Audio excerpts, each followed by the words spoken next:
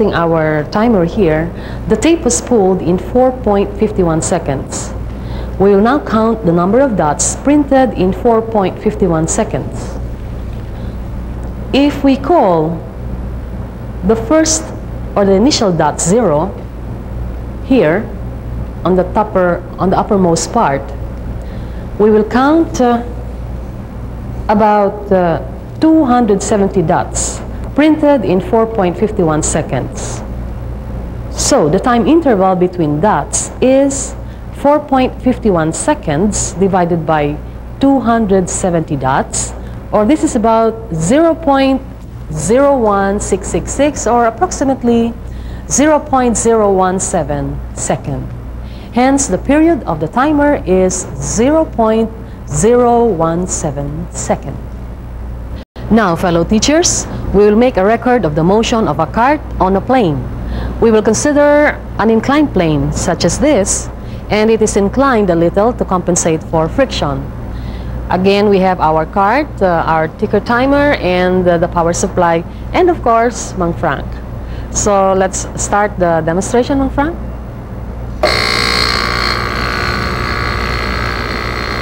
All right.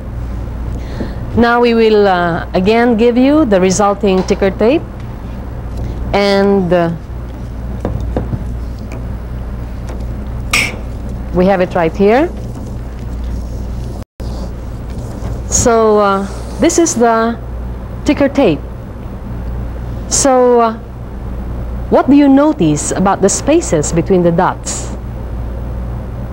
What kind of motion is represented by equally spaced dots? Alright, we will mark the first dot 0 and count and mark every fifth dot. We shall measure the length of the tape from the 0 dot to the 20th dot. As pre-measured, this length is about 17.1 centimeters. This length of 17.1 centimeters represents the displacement of the cart up to the 20th dot. The magnitude of the average velocity is therefore 17.1 centimeters divided by 20 dots, or this is approximately 0.85 centimeters per dot. You will notice that here our unit of time is the dot. We can convert this to seconds by using the period of the timer, which is 0.17 seconds or second per dot. It took the cart 0.34 seconds to travel 17.1 centimeters. So the magnitude of the average velocity is equal to 17.1 centimeters divided by 0.34 second, or this is about 50 centimeters per second. Let us now analyze the motion using our 5-dot intervals. We have cut the tape at every fifth dot, and each piece of tape represents the displacement of every 5-dot interval. So let's take a look at our graph here. The first piece is the displacement from the 0 dot to the 5th dot. Piece number 2 represents the displacement from the 5th dot to the 10th dot. Pieces 1 and 2 together represent the displacement from the starting point until the end of the 10th dot. With these pieces of tape, we made a position time tape chart of the motion. The y-axis is labeled the position or the S in terms of centimeters, and the x-axis is our time or the t-axis. The pieces of tapes, you will notice, are pasted such that the next piece starts at the level where the previous one ended. From the tape chart, we can read the position of the cart at any given time. The length of a piece of tape represents the change in position or the displacement delta S every time interval delta t equal to 5 dots. So, what do you notice about delta S? What about delta t? Or delta S over delta t? Let us recall that delta S over delta t is the expression for velocity. The tape chart shows that the velocity of the chart is constant, or that the car traveled equal displacements in equal intervals of time. We will continue with this interesting topic after this short break. Stay tuned.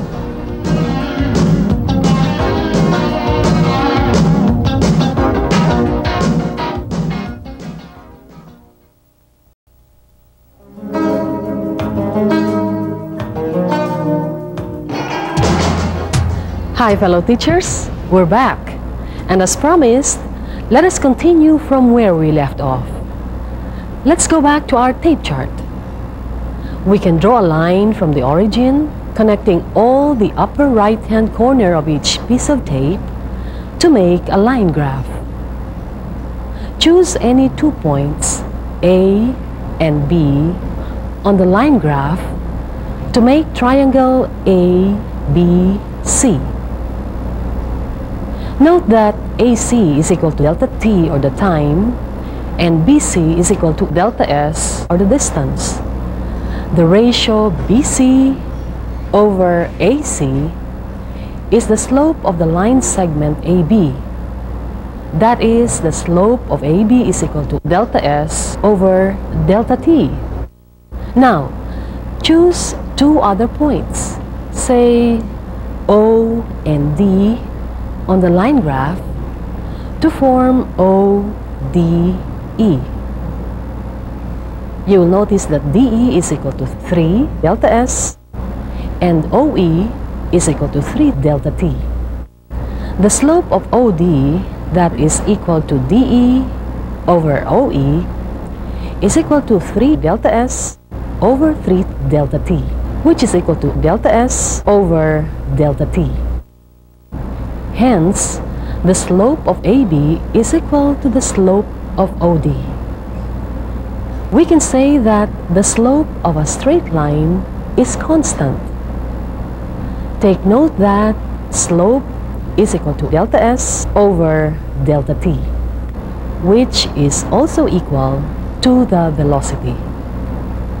Therefore, the slope of the position time graph gives the velocity of a moving body, which in this case is constant. Are you still there, fellow teachers? The slope is a measure of the steepness of a line graph. The steeper the line is, the bigger the slope. So for the line graphs 1, 2, and 3, 1 has the least slope and 3 has the highest slope. So, if the graphs represent the motion of 3 bodies, then 3 has the biggest magnitude of velocity. And if the position time graph of a body is a horizontal line, it means that the velocity is equal to 0, or the body is at rest. The slope of a line inclined to the left is negative. This indicates that the body is moving towards the reference position instead of away from it.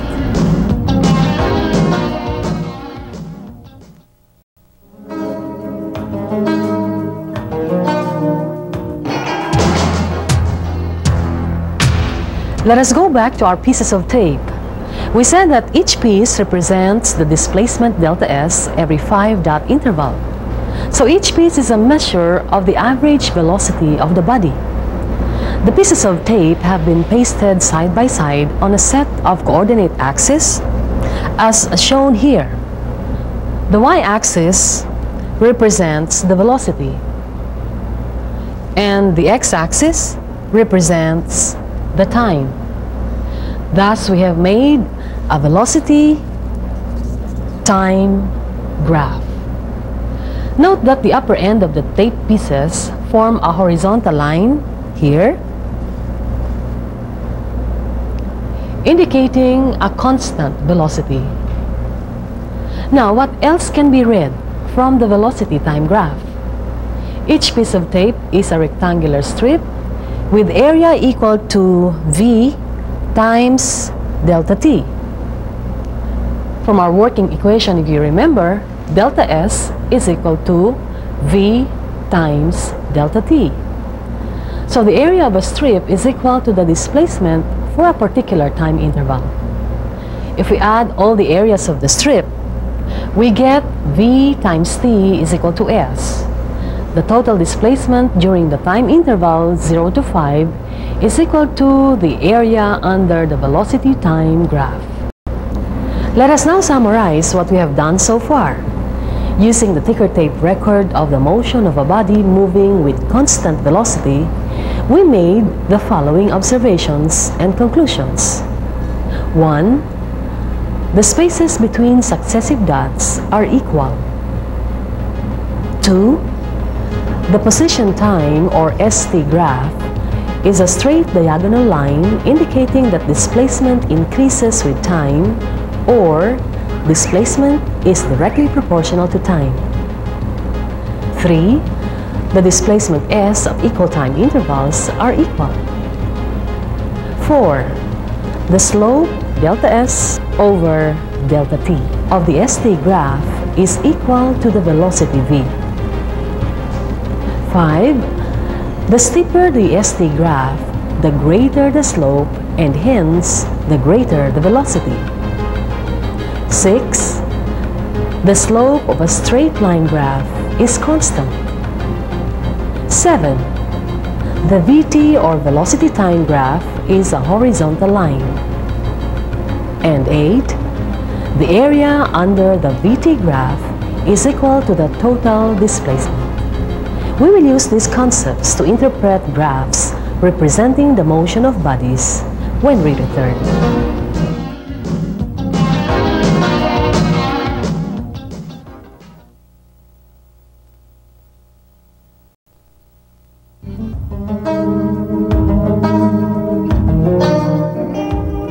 Okay, fellow teachers, as we said earlier, we will use the concepts we discussed today in interpreting graphs that represent the motion of bodies. To make it easier for our students to visualize concepts in physics, it always helps to apply the concept to common activities. For instance, let us look at this particular graph. Let us suppose that this graph represents the motion of a girl named Lisa when she visited her friend Susan at her house. What information can we read from the graph? Supposing that Lisa took a straight path, the portion OA here tells us that Susan's house is 600 meters away from Lisa's starting point. You have 600 meters here. She traveled for 10 minutes, as indicated here, with a constant velocity of 60 meters per minute. That will be equal to the slope of this line, 600 divided by 10. The portion AB here tells us that Lisa stayed in Susan's house for 25 minutes. 25 minutes can be read from here, that's 35 minus 10. And you will notice that this is a horizontal line, so she was at rest. Velocity is equal to 0. And then she headed back and finally reached the starting point in 15 minutes. So from here, she went back to the starting point for a period or a time interval of 15 minutes. That's 50 minus 35 here. In this portion of her trip, from B to C, her velocity is 40 meters per minute, which is the slope of this graph here, and is negative. It is less than her velocity incoming, as indicated by the less steep line BC. The negative sign indicates that Lisa's velocity is opposite the displacement, or that she moved towards the starting point. Since she went back to where she started, her total displacement is 0, although she traveled a total distance of 1,200 meters. We will now make a VT graph, a velocity time graph, on the basis of the information read from this ST, or position time graph. For the first 10 minutes, Lisa traveled at a constant velocity of 60 meters per minute, was at rest for 25 minutes, and then traveled at minus 40 meters per minute. The area under the VT graph is positive 600 meters for the first 10 minutes and negative 600 meters for the last 15 minutes. Hence, the total displacement is equal to 0. Can we use these techniques and procedures to represent the motion of bodies with changing velocity? Sure we can. Let us make a tape record for the motion of a cart as it rolls down an inclined plane. Here is our setup once again, and Mang Frank will do our final demonstration. So, Mang Frank?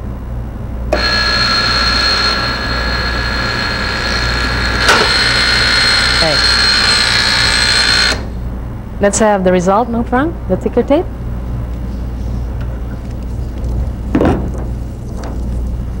Okay. So here is the resulting ticker tape. What do you notice about the spaces between the dots? Now you can use this tape record to construct the position time and the velocity time graphs for changing motion. Keep this in mind because that will be our next topic for next week. You have seen that making graphs and interpreting them are essential skills in our study of physics.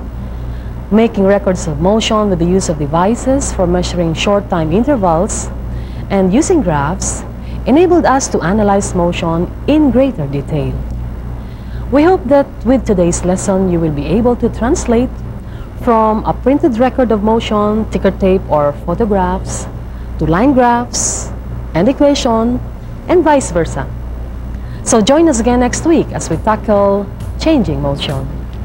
Till then, this is Dr. Zenny Domingo for the first TV program for physics teachers, Physics in Everyday Life.